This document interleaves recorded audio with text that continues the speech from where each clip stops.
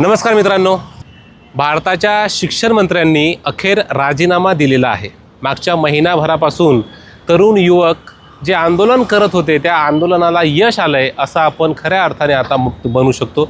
त्याबद्दल तरुणांचे आणि सरकारचे देखील मी आभार मानेल, कारण सरकारने देखील तरुणांचं जे आंदोलन आहे त्या आंदोलनाला सिरियसली घेतलं आणि आपल्या मंत्र्यांचा राजीनामा जो आहे तो त्यांनी तिथे घेतलेला आहे।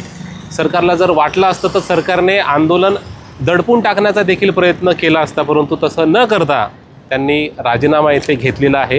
आणि मी म्हणेल की खऱ्या अर्थाने हा लोकशाहीचा विजय आहे, कारण हे जे तरुण होते ते उद्याचं भविष्य होते आणि तरुणांचा आवाज सरकारपर्यंत पोहोचणं गरजेचं होतं, जो की पोहोचलेला आहे। आणि इथून पुढे देखील मला असं वाटतं की हा आवाज प्रत्येक प्रश्नासाठी तितक्याच ताकदीने सरकारपर्यंत पोहोचायला पाहिजे आणि प्रत्येक सरकारने देखील तेवढ्याच सिरियसली या प्रश्नांना घेतलं पाहिजे।